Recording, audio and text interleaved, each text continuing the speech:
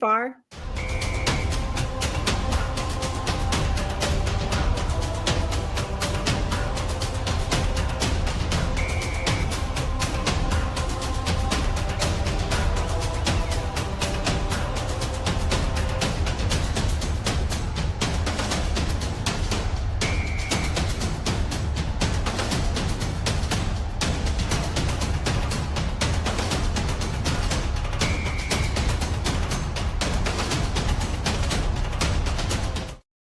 First off, to answer your question, you're perfect. Okay, you're perfect. Thank you. You're listening to the Urban Sports Scene with Wole, and I'm joined by founder of Double Take Sports and Bowie TV's Baltimore Ravens reporter, Carita Parks. What's going on, Carita? What's up, everybody? Like, Feels like it's been a while. I know it's been a while. It's been a while. It has been a while. We're back in it. Carita had a great time up in Florida. Before we knock out some logistics, hey, Carita, tell folks about what you had going on in Florida. Yeah, so I was in Florida at the NFL owners meeting. Really a good opportunity to not just talk to the AFC coaches, but talk to the NFC coaches. I was a little tied up, obviously, during the AFC coaches session, so I didn't get a chance to go around and talk to and listen in on what the other coaches were talking about. But on the NFC day, walked around, listened in, and, just that was a good opportunity. At the owners meeting, what's also interesting is that's really where they're making a lot of the decisions for the upcoming season. So, tush push was a big deal, which they really didn't end up making a decision on that. But it was kind of cool to hear from the NFL committees on, their proposals and why they made certain decisions and with certain proposals. So I thought it was a good experience and, kind of got a lot of information from Harbaugh and like where he stands on a lot of things that happened in free agency, which we didn't have a chance to talk to him about because he wasn't a part of any of the free agency press conferences. So I think it was a good, valuable experience. And of course, it was Florida, my home state. So the weather was definitely warm and humid, but I was like, yes, I'm back. I'm back home. How did it feel to be at home? How did it feel? It feels good. I really, I know people got their feelings about Florida sometimes, but I love Florida. There's so many different places to go, beautiful places to go. The weather, I don't think you can beat the weather. You don't get the seasons, but can't beat the weather. Love the palm trees. Just like when you see the palm trees, you in Florida. Yeah, so when you see the palm trees, you know you're home. Like you're home, right? Yeah. All right, so I want to get to something before we talk about some Ravens stuff. You talk about the tush push and how that wasn't voted. Like it wasn't. They had the halt. They had the halt on it. Like why was it stunted? And like what owner should I blame for this rule not to be abolished? I need to blame somebody. Who should I need to blame? For the rule not being abolished? Yeah, who I need to blame right now? Who do I need to blame? Well, they actually are not telling us like who felt what way. I mean, so that's still a mystery. But I feel like if they're tabling the conversation, that means, in my opinion, that the support wasn't. I won't say the support wasn't there either way, but it sounds like there were still things they had to work out. My understanding is like the biggest piece of it is, they're saying there's the health and safety concerns, but then there's no real evidence on, like the issue with health and safety when it comes to that play. I just think they have a lot more to work out as far as their argument to ban it. That's what I think. Yeah, I'm with you. I think that I'm with you on that. Because right now it just kind of seems like people are targeting one or two teams. Because that was the other thing that came up. There's only, Philly uses it a lot. And Buffalo, right? The Bills used it. I think the Ravens have used it every now and then. Yeah. But it came up that there's just not a lot of teams that even use that play. So why does it elevate to the point of needing to be banned? And that's a good point because there's not a lot of teams that are using that play. So right now it just seems like some little petty move. But I'm petty. I need that rule to be abolished. I'm not gonna lie to you. There's something about and I'm fair. Like there's something about I don't like when somebody's pushing you forward when you're supposed to do in your own accord. Like I feel like when you like I don't even like a running backs get pushed forward by O-line, and I don't even like that either. Like But I feel like you why need is it to. so hard for defenses to stop it? Like they know that. Oh, I mean, one is to me, it's an illegal play for the Eagles because folks are offsides off the rip. Like they never call the offside play. Like they're offsides. Like if you're gonna do it, if you want to keep it, then call it for what it is. Like the center is lined up offsides, so it's already a negative play. All I'm asking for, if you're gonna have that play be legal, then legalize the play for real. Like call it when it's wrong. Like these dudes aren't. Like for the Eagles, I can't speak for Buffalo. I don't watch enough Buffalo games, so I won't lie. So maybe I'm a hater. I don't know. But I'm just saying, when I watch the Eagles games, like the center is offsides, and they never call it. I mean, that's definitely that part's a problem. But nobody actually brought that up in public conversations. Maybe it came up privately. Yeah, I'm saying like I need that rule abolished though, because I'm just. I mean, Jalen Hurts doesn't. So you see it more than most people. I do. But Jalen Hurts. But I ain't gonna lie, Jalen Hurts. It's a little bit of everything. Like no one does it better than Jalen Hurts though, because it like the strength he has in his legs and whatnot. So he does. So I think that does play a part. Why other teams can't do it and be successful at it, there's elements to it. Like the Eagles have a good offensive line and they have Jalen Hurts who does it the best. Like Josh Allen is good, but he doesn't do it better than Jalen Hurts. Jalen Hurts does it the actual best. All right. Now let me knock out some logistics before we actually talk some Ravens. All right. Subscribe to our podcast on Spotify, Apple Podcasts, TuneIn, iHeartRadio, and other podcast platforms. Just search the Urban Sports Scene. Make sure you subscribe to the Urban Sports Scene and Bowie TV YouTube channels. Please hit that red subscribe button and also like this video. And don't forget to tweet us at Urban Sports Scene. Hit us up on IG and TikTok at Urban Sports Scene and like our Urban Sports Scene Facebook page. Also join our Urban Sports Scene Facebook group. Search Urban Sports Scene, sports bloggers, sports podcasters, and sports debates. All right. Before we talk about dive into the NFL, owners meeting, Carita, we want to play Carita's recap of the owners meeting, and it was a lovely job. So I want to make sure we play it. So thank you. You're welcome. And I'm going to play it right now.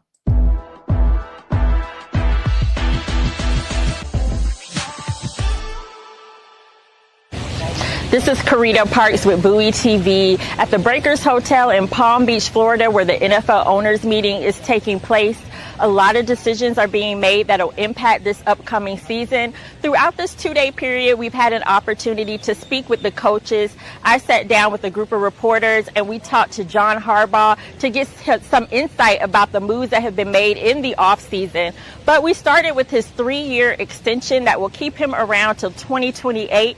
He said God is amazing and so is the Ravens organization. So he's looking forward to getting over the hump and getting this team back to the Super Bowl. And now he can focus on that with the extension being done. Speaking of extensions, Lamar Jackson, they have already started early talks about a contract extension with him or some kind of restructuring. So far, it's been internal conversations, but you can look to see that continue to pick up. And the likelihood is they want to keep Lamar Jackson around. And John Harbaugh said when Lamar gets paid, he will be the highest paid quarterback in football. Now, in free agency, the Ravens made some moves. And at this point in time, Coach Harbaugh, he is happy with where the roster is. And he feels like they're at a point where they can pick best available player in the draft.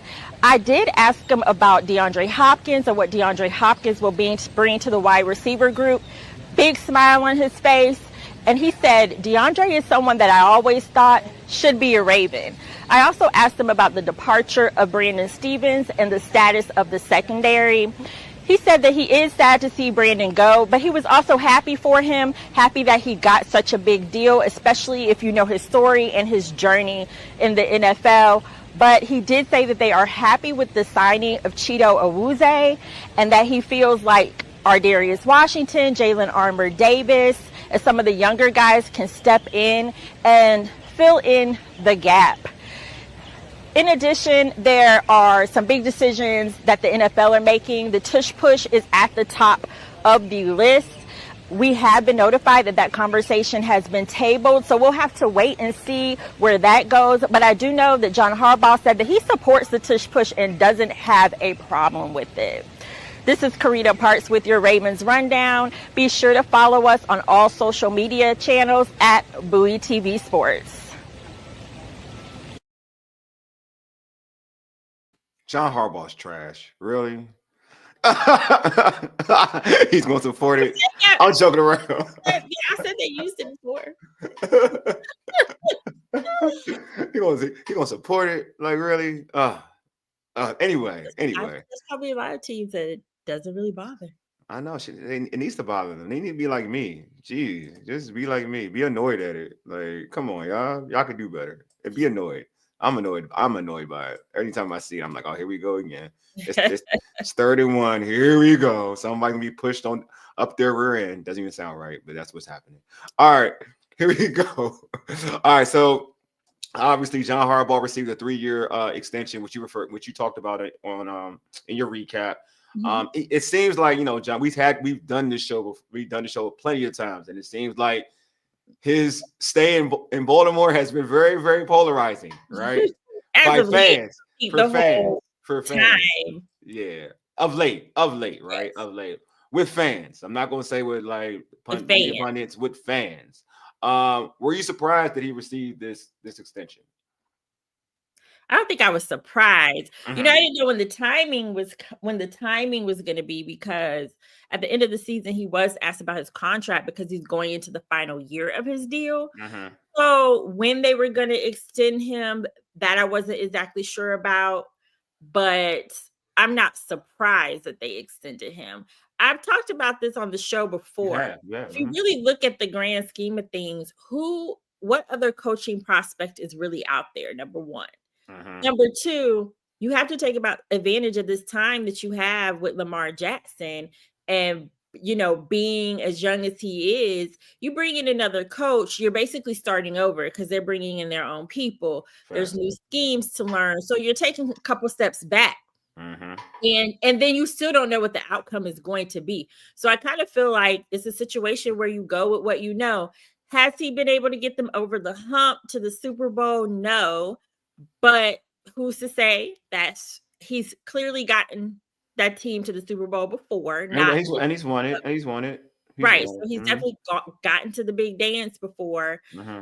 And truth be told, he gets that team to the playoffs pretty consistently. Very true. Which is hard to find in the NFL. So no coach is perfect. But at the end of the day, Coach Harbaugh, those players like him, and he's still doing a good job. And I know fans want to go to the Super Bowl, but it's hard to get to the Super Bowl even when you have good coaches. Yeah, it is. It's hard regardless. So I, can't say that I am surprised that happened. Do you feel like Lamar was pretty much the deciding factor on him getting this extension because of his relationship with Lamar? Or do you just feel like it's definitely on his merit of what you're referring to? A guy who's won the Super Bowl, has consistently gotten his team to the postseason, regardless of what fans think, like his body of work. Do you feel like that's more of it, or is it like Lamar to it, having his back? I feel like what I said is more of it, but gotcha. I do think that Lamar factors in. Mm-hmm. If Lamar and John Harbaugh did not have a good relationship, I think that would be a problem. And I don't think that, I think that would factor into him, what they decided to do. Yeah. So Lamar is a huge part of it because, like I said, if you don't have a good relationship with your coach, then, that's going to be an issue. But I don't think it was the deciding factor. I think it was the big picture. I think it was everything. All of those things that I mentioned, Lamar, the relationship that he has with him. And, that's important. You can't just bring anybody in. He's worked with Lamar since his rookie year, Mm-hmm.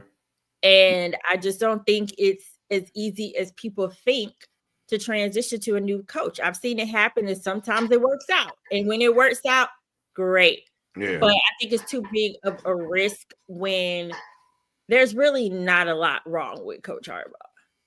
Yeah, I agree. I feel like people, everybody's something like, I'm not going to be honest with you. I think some people are just spoiled. But absolutely. Yeah. I'm not surprised. You know what? Are you surprised in this way? Like, okay.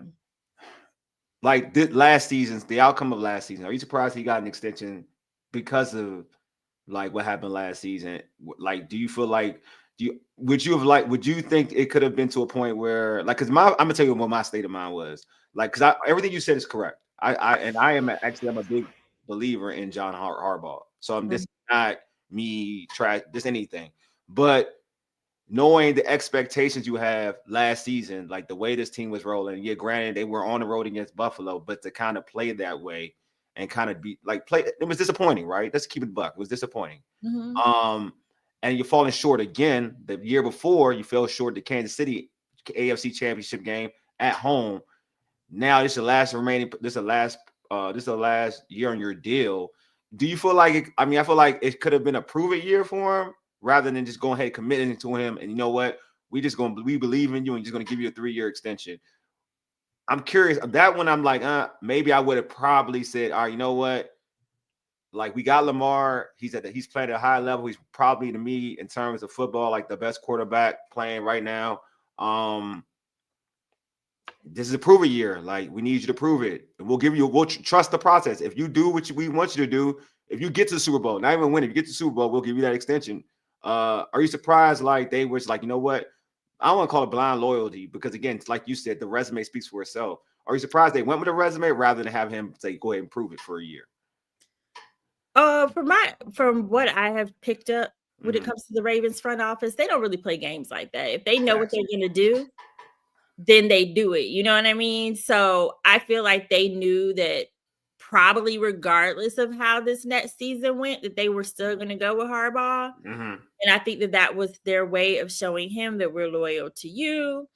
And it could go either way, right?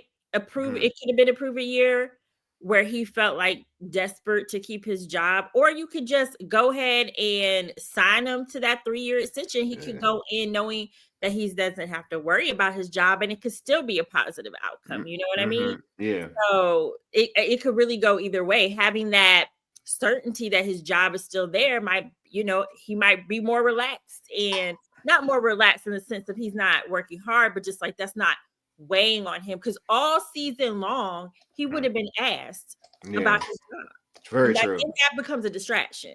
Good point. That's a very good point. Like it turning into a distraction and it takes away from the overall goal. Yeah, that's a good point. That's a very good point, actually.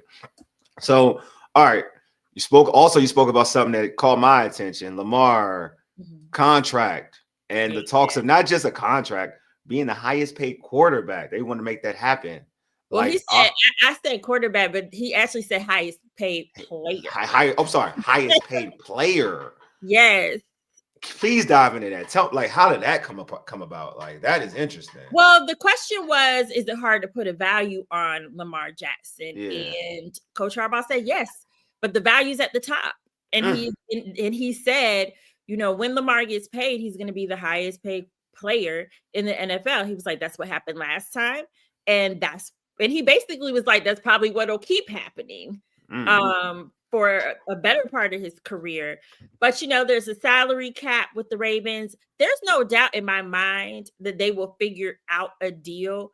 I don't know if it'll be as easy and as straightforward because Lamar knows his worth. You know what I mean? yeah, So facts. Mm-hmm. he's going to come in knowing what he wants. The Ravens going to come in knowing what they are willing to give him. So I think that that's going to be an ongoing conversation. But they Mm-hmm. know they have to start those conversations early because my light went out. Well, anyway. It still look all right. You still look good, all right. Yay! But anyways, they basically know that they have to start those conversations with Lamar because I think everyone also knows it's not going to be an easy process. Like Mm-hmm. they both, I'm sure Lamar wants to stay a Raven, and I'm sure the Ravens want Lamar to stay a Raven, but Mm. it's going to be how do you meet in the middle? Yeah. All right. So do you feel like this is gonna happen in 2025? Will this contract happen in 2025? That's a good question. I don't know if they could get him done. They might. I mean, I think they're going to try, Mm-hmm. but then does that become a distraction to the season too? You know what I mean? Yeah. Um, but I feel like he'll definitely have a deal done. I mean, I definitely think next off season will be key for sure. The anti-narrative said, very telling with Bishotti interview. He said he wants to win with this group of guys. I think that sent a message in a subtle way that Harbs needs to get it done, or this is probably his last ride. I mean, he got 3 years on the deal. I mean, that's a long last ride, but I'm sure that this conversation was had. I agree. We didn't give you a 3-year extension, but these are our expectations, and this is what we expect. So I think that conversation was probably had for sure. I mean, I know. I definitely think it was had. I believe that, it's a 3-year deal, but you obviously you don't got to, do all 3 years, right? Yeah, that's the other thing. Yeah, you don't have to, but it's almost, we believe in you, but you got to make it happen. Like, I do think that, it being a 3-year extension, I do think that, I don't think it's Super Bowl or bust, Super Bowl winner or bust, but I do think there's expectations of how the season goes. They at least have to get to the bowl. They get to the bowl. They at least, in my opinion, got to get to the Super Bowl. They've just been too good. Yeah, I see you got your light. I see you. That was low key bothering. Low key, I can tell. Which is all right. This is a good discussion. So I know I want to go to Lamar, but I'm gonna go back to Harbaugh because of my man, the narrative, the anti-narrative. I do like his question. Shoot, if he doesn't go, all right, that's tough though. So if he doesn't go to the Super Bowl next year, do you think he gets canned? Not next year, because you wouldn't extended him. I don't think that they. True. So you're trying to say he gets like at least 2 years. I think he gets at least 2 years. Okay. Because there's also like the continuity. Like now they have a little more continuity. They extended Todd Monken. Their offensive line was a little, this was a shaky offensive line last season. There was a lot that happened with the O-line coach that passed, and then the new coach, and they had a lot of new young guys. So they signed Ronnie Stanley, re-signed Ronnie Stanley. So I feel like there's some continuity. This will be Zach Orr's second season. So I think it was fair to give him more time with all the transition that had occurred. Fair, okay. We lost a lot of players last year. I think he gets at least 2 years, because if you're only going to give him a year, there was no need to extend him. I mean, I think he should get one. I think he should, to your point, I think he should get 2 years. But I'm just interested, like, all right, if he doesn't go to the bowl, because I do think that, to your point, because of the last 2 seasons, there is high expectations to get to the bowl, especially as good as Lamar is looking. I think that too, like Lamar's hitting his prime, right? And you want to kind of take advantage of it. And Derrick Henry, you don't know how. Yeah, not messing my light. See, not messing my light, because I'm dark skinned. I gotta make sure the light hits me. But yeah, you're right. You want to make sure you got Derrick Henry still playing good football at this age. You want to kind of make sure you take advantage of it. Yeah. Right. This is going to be interesting. This is definitely interesting. I'm going to really be looking into this situation, because like when you get an extension, you think, all right, he's safe, but it's not always the case of how safe are you with the extension. But I do think honestly, if I'm honest with you, I feel like he would only get fired if this team like digressed. Got you. I'm with you. I really feel like they would probably ride the 3 years out, let him retire, because I don't think they would I don't think he would go out. I don't think they would let him go out like that. He has been their coach for 17 years. Yeah. I think that they would let him retire. I think they would let him leave gracefully, is what I'm trying to say. No, I'm with you. I agree with you. I'm with you too. I think he would do it all. I think they would give him 3 years. And I don't think he's not. I think there's enough time at this point. Yeah, and he's a good coach. And it goes back to your resume. He's still good enough. He's a good coach where a point where it won't go all the way left. I don't think it will ever go, especially when you got Lamar as your quarterback. Like, I don't think it can possibly go all the way left, unless some bad thing happens within injuries or whatever. But I don't think that's a thing. And then that you can't really help. You can't, and you can't really blame. I mean, you really can't even blame him for that, right? If an injury occurs or something like that. All right. So you talked about a guy I like, but I'm not sure if he fits with the team. But you talked about the signing of wide receiver DeAndre Hopkins. One of my favorite receivers. I'm not gonna lie to you. Like, I've loved D Hop because of his body of work, and he's never really had rarely has had a great quarterback to play with. Kyler Murray maybe hit Kyler Murray, and last year was, and he's not the same D-Hop was with Pat Mahomes. But Harbaugh came out and said, you said Harbaugh said that pretty much, I'm paraphrasing, that D-Hop is like that typical Baltimore Raven. Like that's the kind of guy he like envisions. That he thought that D-Hop should have been a Baltimore Raven. What do you feel like D-Hop's role will be with this Ravens team? Knowing that you have Bateman and Flowers already on the roster, who look to me are taking the next level. Yeah, see, I don't think they're going to mess with that because to your point, you got to let them go to the next level. I mean, last year I feel like they both found their place playing alongside each other. So you definitely have to, I think, continue to let them roll. But I do feel like DeAndre Hopkins is a good option in the sense of what stands out to me and what I don't think the Ravens have in a receiver is like that receiver who can who can go up and get those tough balls. And 50-50. DeAndre Hopkins can. Yeah, he can get those 50-50 balls. That's one of his strengths. That's one of the strengths he told me he feels like he has. And so I think that is different for that receiver group. And he was definitely asked at his intro press conference about being in a offense where one day you might have 12 targets, the next day you might have 2, because there are so many options. And I think that at this point in his career, I mean, we'll see. Only time will tell, right? But I don't think it's the same as Deontay Johnson. I think he's got to a point in his career where he knows he kind of gets in where he fits in. And, he mentioned even in Kansas City not really being like, he wasn't necessarily the number one receiver. No, he was not. Right. So, he kind of gets it. But I also feel like he's good insurance because you just never know. I mean, look what happened with Zay Flowers. He healthy all season, gets hurt in the playoffs. Having a DeAndre Hopkins in that moment would have been really great, And I don't think they just brought him in to be. I think it was a combination of depth. They needed more depth, but I think that he'll get in there because he's a talented receiver, and I think he's in a different situation in the sense that he's coming in the beginning of the season. So he'll go through OTAs, he'll go through mini camp.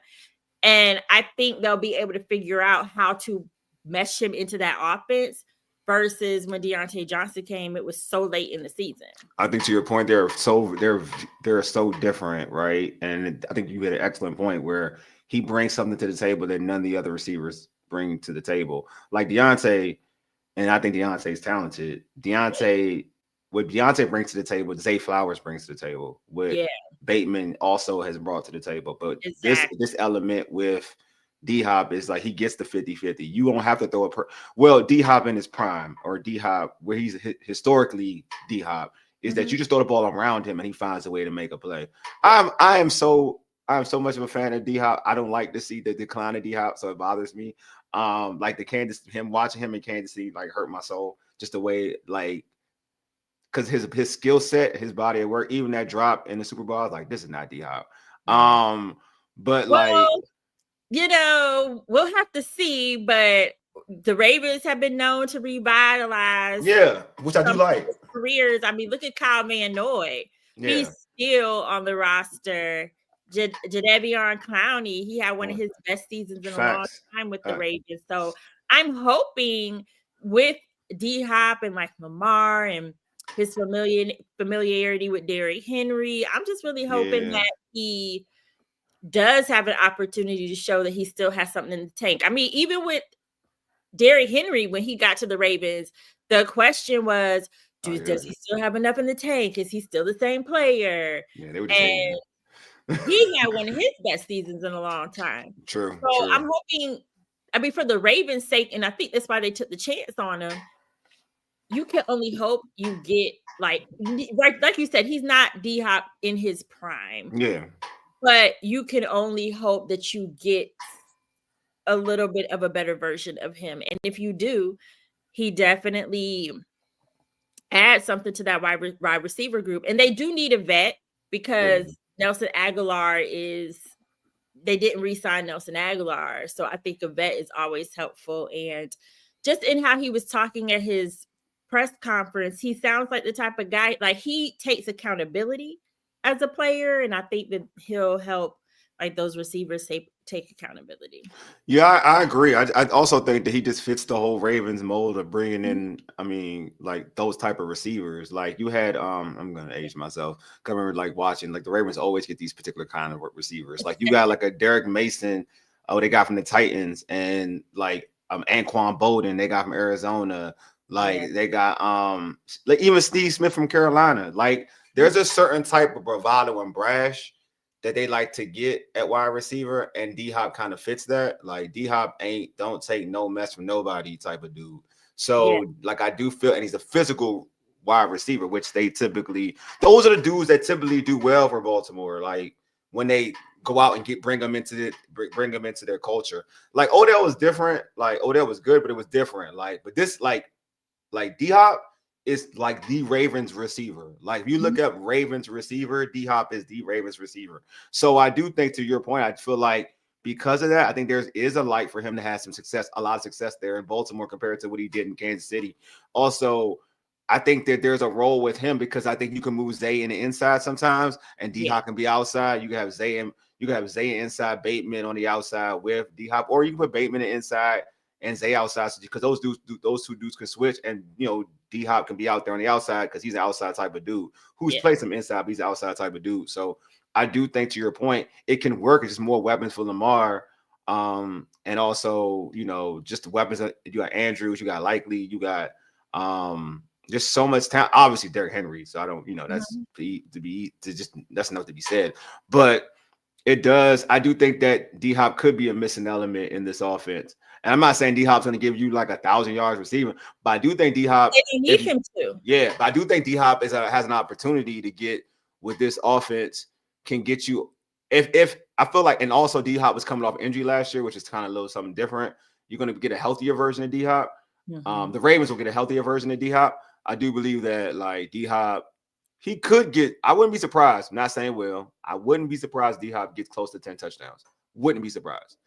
I'm not saying it's going to happen, but I wouldn't. I think it's very possible. That's like almost a touchdown a game. Yeah, I wouldn't be surprised. The way Lamar plays quarterback now. I think if they could build on their formula of what worked for them last year and figure out the best way to use DeAndre Hopkins within that, I feel like it was a good deal, because at the end of the day, no, he might not be the DeAndre of his prime, but he's still a super talented wide receiver and bring something different. And I think that's important because, to your point, Deontay Johnson last year, he has so many similarities to what they already had. And I think that was part of the problem. Yeah. And he was just like acting like a little, what. But you know what? No. Huh? Say again? Did he get signed in free agency? I don't think so. Didn't he get signed? Did he? After the year, like during the season to somebody, and then they didn't. No, Baltimore brought him back, remember? They didn't bring him back. Like they brought him back, I think, for contract reasons, petty. Some sort of pick. I think they got a comp pick or something. Yeah, they were smart. They were being like a real smart franchise. Oh, damn, what was it? I'm sure he got signed. What? You know what? That's a good question. No, I don't think he got signed to anybody. Well, that's what happens when you start acting like a what. Right. If he just kind of like don't act like a malcontent, you know what? Predicted to join the hated Ravens rival. Oh, he's predicted to join the Ravens rival, the Steelers. Going back to the Steelers. Oh, that's the rumor is he's going back to the Steelers. That's a rumor. I don't know.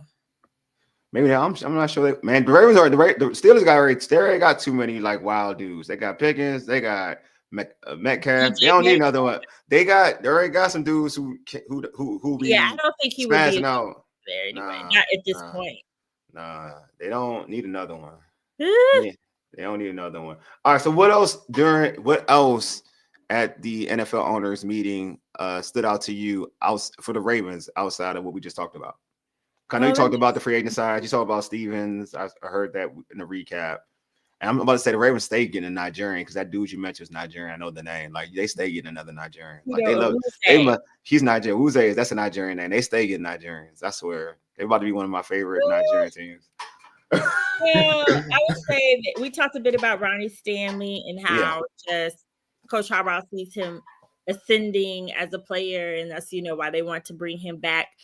Also, he didn't say this, but I also think it was important to bring him back because there's just certain players that are like Lamar's guys, if that makes sense. Ronnie is one of them. Mark Andrews is one of them. And so I think that that's good for Lamar to still have his guy on the offensive line. We talked about Keaton Mitchell and him still being on track, like injury-wise. And then Coach Harbaugh just talked about how bad that injury was and how even last year when he was playing a little bit, they were still managing his injury. So they expect him to take another step this season. Well, let's see. I ain't talking about the kicking situation. Oh, yes. We did talk about, nothing new as far as just concerned. And that came up in the bigger press conference as well with the commissioner. They asked Commissioner Roger Goodell if there were any updates. And of course he said no. But yes, I mean, they've never ruled out the fact that they would be looking at kickers in the draft. So I expect that they'll probably draft a kicker in the later rounds. I don't think they're going to use like their top picks on a kicker, but I definitely think that we can see them adding a kicker in the draft.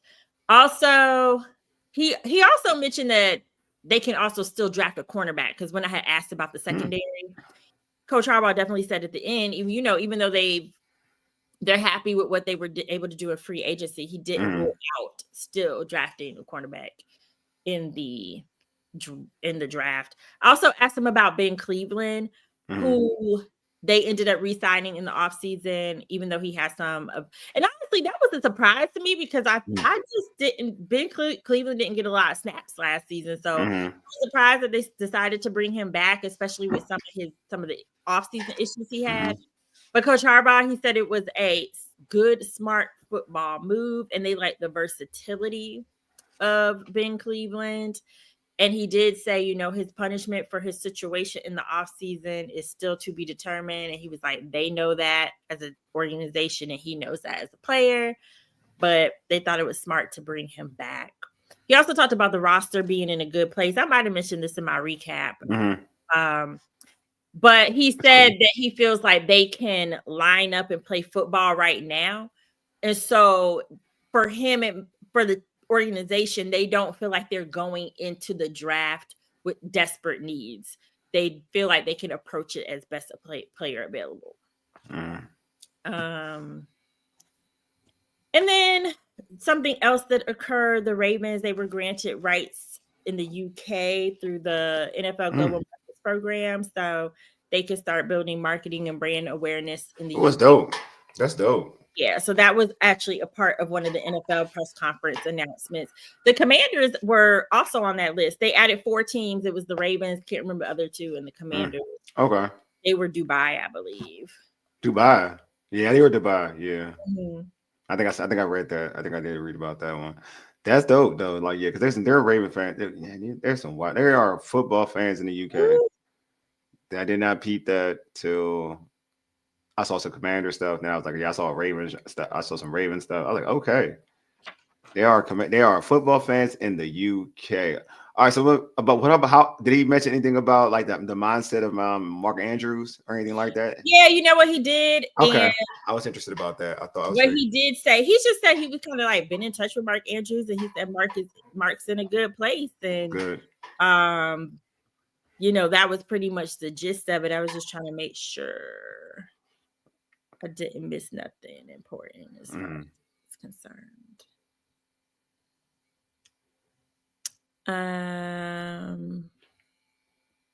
Yeah, that was pretty much the gist of it. But he said they've been in touch with each other, and that what happened with Mark Andrews, it happens in football. Yeah. And he just talked about the tight ends. He was like, we got Mark, Isaiah, Charlie Kohler, and then they brought back Pat Ricard, who's the fullback. Yeah. So he's basically like we got plans for that group and those guys, and still thinks that they have the best tight end group in the NFL. They do by far. So, yeah.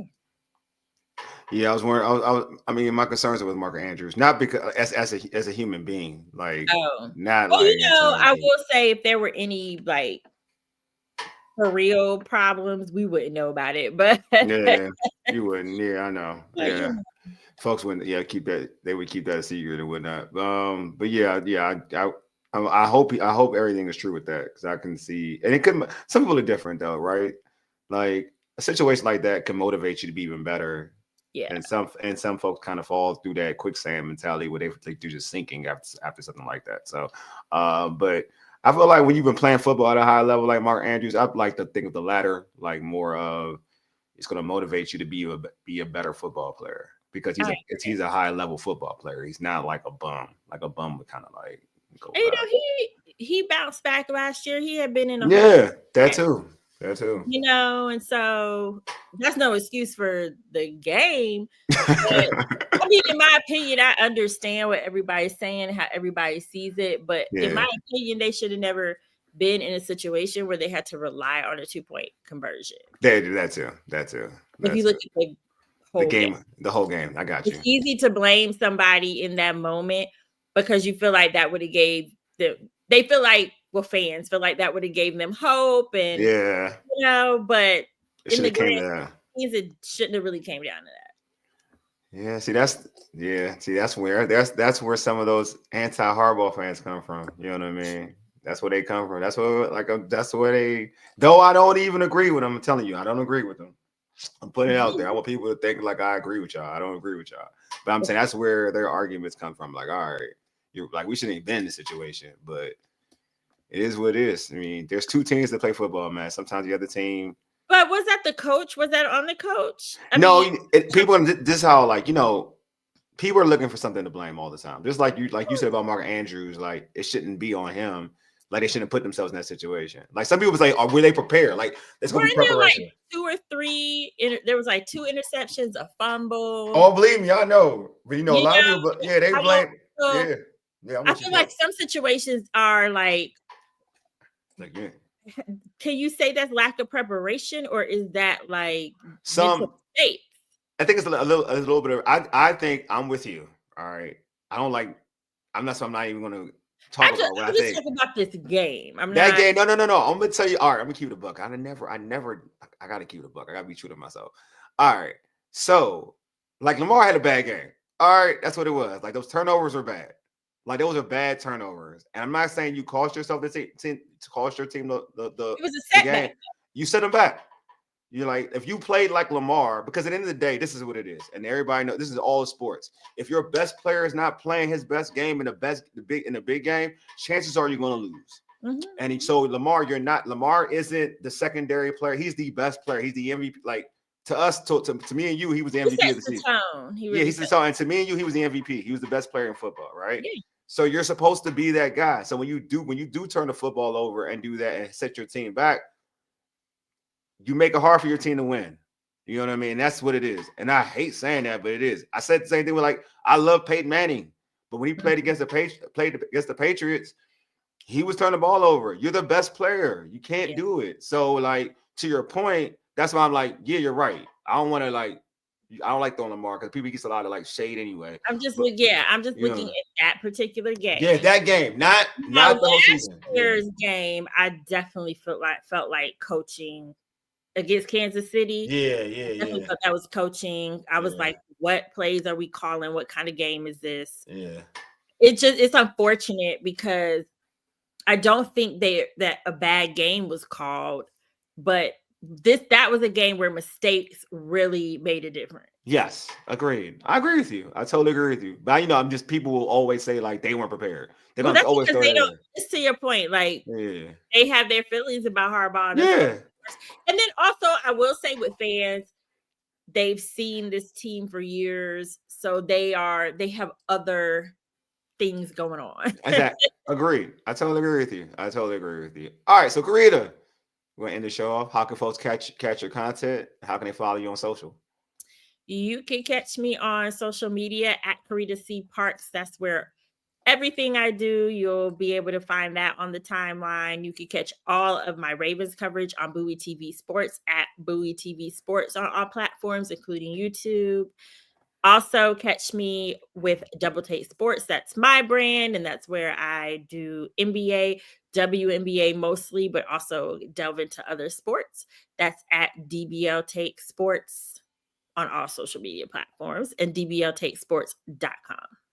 Dylan Dawn is retired. That sucks. I know, it's kind of sad because she just stepped away from basketball and now she's retiring. So it's almost kind of like just don't really feel like her career ended the way. I know. I don't like the finish. You know, like Sue Bird and Taurasi, like they all have retired after their season. You know, it's kind of like Della Don. She took that break, and you can't forget about her, but she just kind of went into wherever. I don't like how it finished. I like That's everybody. Exactly. It's the like I'm agreeing with you. It's like a story. Like you want the story. It's all about the ending. You want the farewell. Like she deserves a farewell. She deserves it. That's what I mean. She brought the town a championship. Like she deserves a farewell. I'm hoping that like there's some sort of formal goodbye, but then you also have to think about now it's a completely different regime. Yeah, like you don't have Mike Tebow there. You don't have Eric Tebow there. The people that she was tied to is what I'm saying. No, I know exactly what you're saying. But hopefully the new folks will. I mean, I think they understand and know how important she was to the franchise. So I just hope that they have some sort of something for her because, like you said, she deserves it. She helped lead the Misfits to their first WNBA championship. Yeah, she's probably like. But I don't know if her preference, like we have literally not seen her. So I'm just like, I don't know if her preference is like just to be in the. It seemed like it, right? It seemed like it. It seemed like she don't want attention. But I think she does. She's like, she owes it. She owes it to herself. She owes it to herself and she owes it to the league. What I mean by she owes it to the league because she's been such an ambassador and she's such a role model for women's basketball. And like and in terms of notoriety and whatnot, like she's been like she was deemed like that coming out of like Delaware, and she went to Chicago, and then she came over here. Like there's a lot of like women's basketball players who looked up to her. So I just think that she owes it to like just to give people like that. Oh man, this is her last ride. You know what I mean? Just imagine like.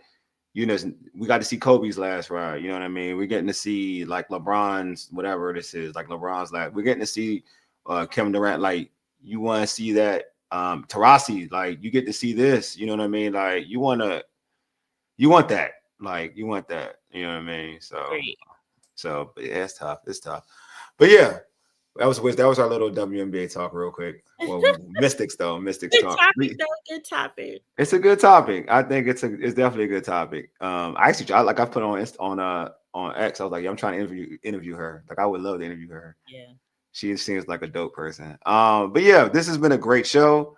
The Ravens, obviously always good to have Carita on the show, man. Carita's good, great, one of the best Ravens reporters out there. So also make sure y'all tap in. You know, follow her on her socials on X at Carita Parks. And make sure you follow her because you're going to get all the Ravens content, all the Ravens updates. You know what I mean? And she's in the building. So that's even a blessing, man. She's everywhere, man. And she goes to, like, folks, she goes to every game. She's damn near at every game. Like, so she's one of them. Like, when you was like, one of them ones. You know what I'm saying? She's one of them ones. All right, but I appreciate everybody for tuning in. Anyway, you've been listening to the Urban Sports Thing. For ages, Ayedig Deuces, we are out. Peace.